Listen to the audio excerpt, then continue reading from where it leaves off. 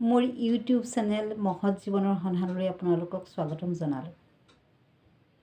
প্ৰিয় বন্ধু বান্ধৱীসকল, পৃথিৱীত এনেকুৱা এজন মানুহ নাই যি সমালোচনাৰ সন্মুখীন হোৱা নাই।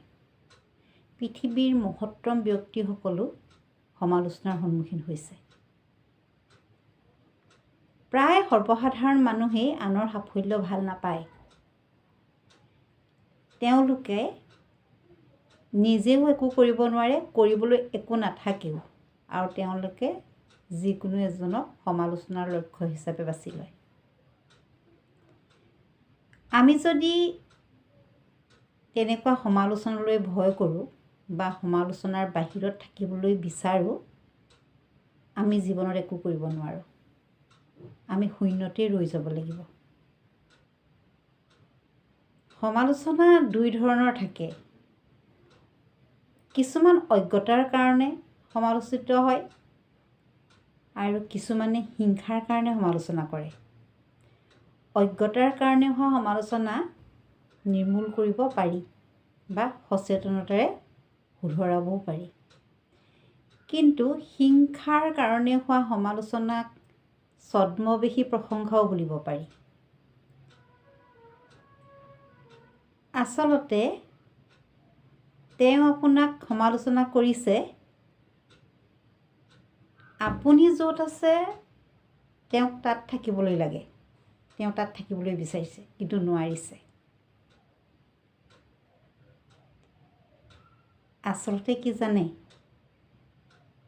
অধিক ফল ধৰা গছলৈহে মানুহে দলিয়ায়। এনে কিছুমান ব্যক্তিও আছে যি নিজে কৰিব নোৱাৰা কামটো আনে কৰিলে তেওঁলোকে এইটো সহ্য কৰিব নোৱাৰে। সেইকাৰণে অযথা সমালোচনা কৰি অসুবিধাত পেলায়।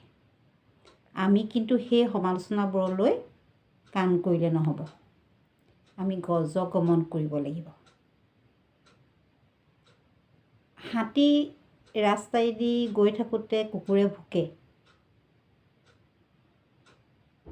হাতীয়েতো উভতিও নাচায়। গন্তব্যস্থান পাবলৈ আমি গজগমন কৰিব লাগিব।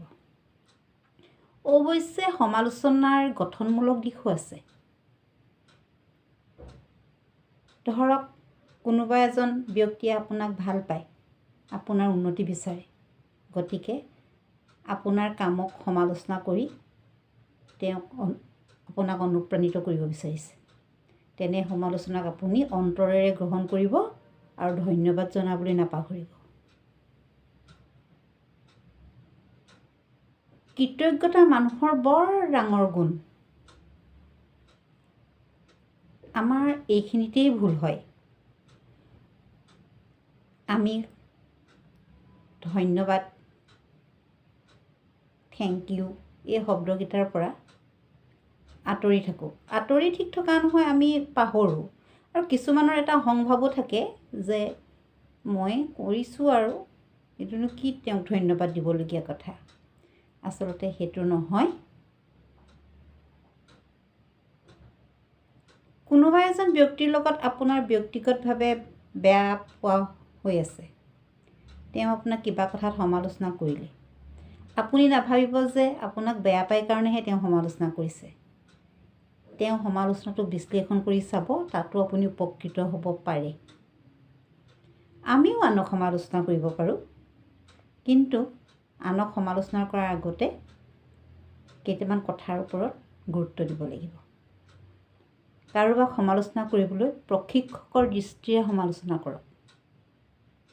প্ৰশিক্ষকজনে খেলুৱৈজনৰ খেলৰ মাত উন্নত কৰিবৰ কাৰণেহে সমালোচনা কৰে। কাৰোবাক অনুপ্ৰাণিত কৰিবলৈ সমালোচনা কৰক, ভীতিগ্ৰস্ত কৰিবলৈ নহয়। মানুহজনক সমালোচনা নকৰিব, মানুহজনৰ কামটোক সমালোচনা কৰিব। আৰু যিটো সমালোচনাই তেওঁৰ কামটো আৰু উন্নত পৰ্যায়লৈ লৈ যায়, তেনেকুৱা সমালোচনা কৰিব। সমালোচনা সীমাবদ্ধ হ'ব লাগে। সমালোচনা ঔষধৰ নিচিনা। উপযুক্ত পৰিমাণৰ হ'লেহে ই কামত দিয়ে। প্ৰিয় বন্ধু বান্ধৱীসকল, আপোনালোকে যদি মোৰ কথাখিনি ভাল পাইছে, লাইক কৰিব, কমেণ্ট কৰিব, বন্ধু বান্ধৱীৰ লগত শ্বেয়াৰ কৰিব আৰু মোক সততে পাই থাকিবলৈ চেনেলটো ছাবস্ক্ৰাইব কৰি দিব। আজিলৈ আহোঁ, আকৌ সোমবাৰে আপোনালোকৰ মাজলৈ এটা নতুন ভিডিঅ' লৈ মই আহি আছোঁ। ধন্যবাদ।